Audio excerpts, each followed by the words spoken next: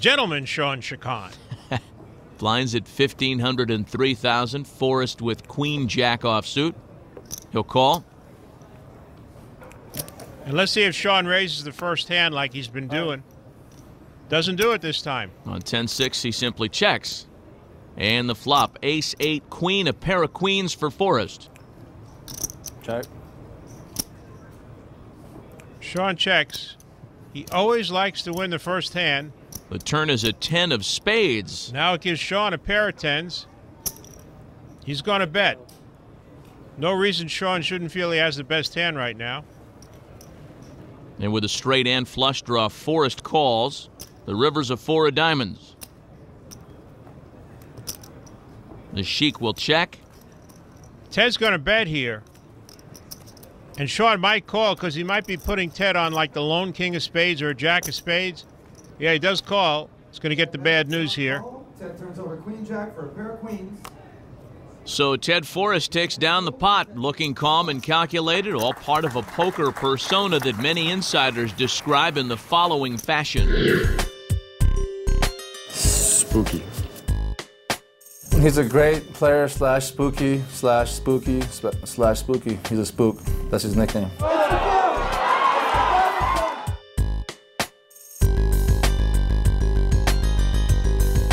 And I had him about 10 times in a bad shape, and he beat me. He's always got this really nice, kind smile on his face. But he's a killer at the poker table. That's right. I'm spooky good and spooky lucky.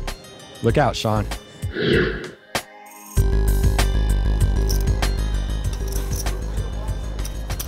Is Slash Spooky still with Guns N' Roses?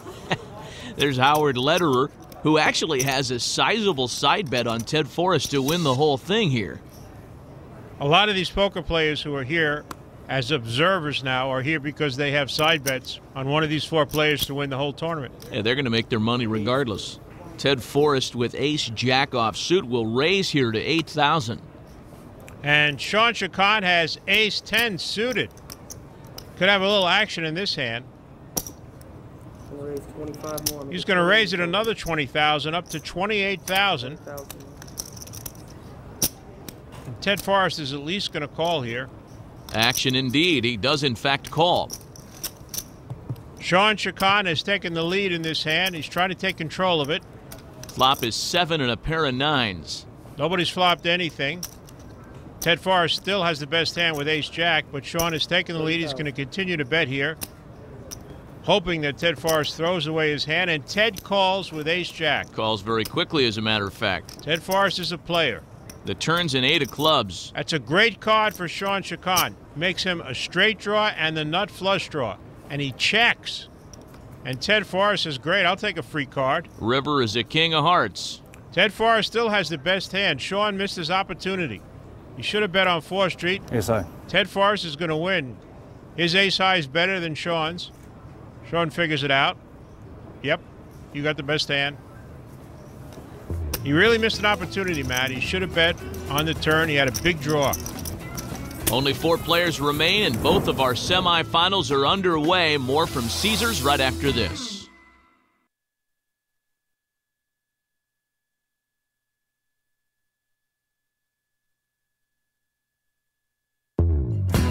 Welcome back to Caesars Palace in the National Heads Up Poker Championship. Back inside the poker room, semifinal round action at the outer table. It's Sean Chacon versus Ted Forrest. Sean Chacon has built a reputation as one of the bad boys of poker, but when he's not creating a ruckus on the felt, it just so happens this bad boy is just a regular guy. There's some poker players that, try to do that, cause it disturbs them, We're in the middle of a hand. He's talking about what he has in his hand and everybody. Playing poker takes away from being a good dad. I have a beautiful wife, beautiful little girl. She's 8 years old, and I love her to death. I try to give them whatever I can or they need. That's one downfall as far as playing poker. It takes away from your family. But I've been playing poker for so long. I'm confident in my game, and I'm happy that I've done what I've done. I'm really content. I like that sunglasses on the neck look. You don't want your neck to get too much sun and start squinting. No, never. Sean has taken down a small pot while we were away. He's put on his sunglasses. Maybe he felt that Ted was reading him too well in that first hand. Howard Lederer, a Ted Forrest supporter. He made a bet with Doyle Brunson that the tournament winner would come out of the Diamonds bracket. Doyle bet the winner would come out of his own bracket, the Hearts bracket, represented by Sean Chacon. So some interest for some greats who have been eliminated from play. Queen 8 for Forrest, and he calls. And so far, there's a big difference in Sean's demeanor in this match. Not being the bad boy, he's just playing poker. See if it continues. Flop is Jack Ace 10, a pair of jacks for Chacon. And a double belly buster for Ted Forrest. Ted would make a straight with a king or a 9. Chacon bets 10,000. Forrest is quick to call. And the turns is 6 of spades. Sean's jacks are still the best hand. 20,000. He bets 20,000. Good bet. And another quick call from Ted Forrest. Ted's got a call. River pairs queens for Forrest. Forrest now has the best hand. Sean checks. A king would make a straight. If either player has a king, that's why Ted checked also. And Ted has the best hand. He's going to take down the pot with a pair of queens.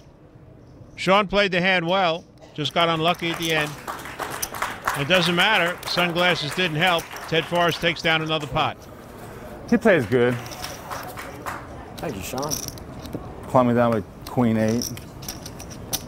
Like I said, open the straight draw, huh? No, he didn't have open the straight draw. You did? Double belly buster. I guess you did. Gabe, I don't know about you, but I haven't understood a word of what Sean Chacon has said this entire tournament. I've understood a little, but in this match it seems to be a lot more subdued than usual. And Queen 8 has jumped from the other table for Huckseed. He raises to 14,000 here. Of course, he's got Queen 8. And Ace Jack for Ferguson. Chris is just going to call here, disguising the strength of his hand. Flop Jack Deuce 5, a pair of jacks for Ferguson. Just what Chris wanted. Check. As he continues his disguise. And now Huck's going to fall right into it. Bet with Queen high. Bet $30,000. And Chris has him, but you can't tell. It's that same look. Yeah, you can't tell if he's feigning weakness or if he's actually thinking about a raise. And in this case, it seems to be the latter. He raises to 90,000. And Huck has nothing. He has Queen high, so can't see Huck calling. He throws his hand away. But the way Chris played that hand, Huck would have been in big trouble if he had a hand like King Jack or Queen Jack. Well, you might not be able to see it through the cowboy demeanor. But Chris Ferguson is actually something of a Renaissance man. In the 90s, he attended UCLA and left there with a PhD in computer science. In 2000, he won the first Chip Castle competition at Binion's Las Vegas. In fact, he's never lost a Chip Castle competition. That same year, he won the World Series of Poker's main event. And, Gabe, he's also an accomplished swing dancer. In that swing dance championship, he finished second to Phil Hellmuth, who took the title by dancing with himself. And Chris, of course, finished second to Phil Hellmuth in last year's Heads Up Poker Championship. He's trying to get back to the final table again and has a slight deficit here to Huckseed. Blinds up to 3 and 6,000, and through the Outback pocket cam, a pair of sixes for Chris. He makes it 18,000. It's going to be hard for Huckseed to call with a deuce tray offsuit. It's $12,000 raise, but it looks like Huck's got something on his mind here. It's going to be hard for him to call, but he raises to 61,000.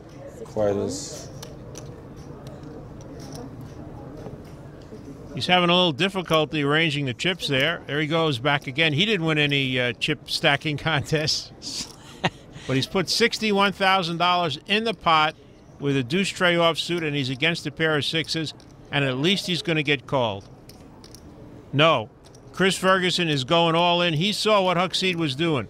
Huck tried to fool him by a lot of moves there, throwing the chips around, saying, I have a big hand. Chris said, I don't think you have anything.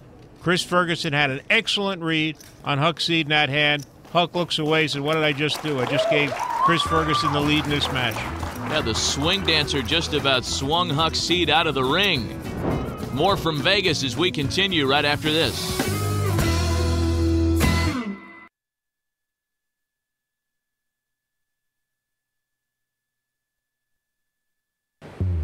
Welcome back to Caesars Palace, Las Vegas, the home of champions. In this week's edition of Heads Up, we take an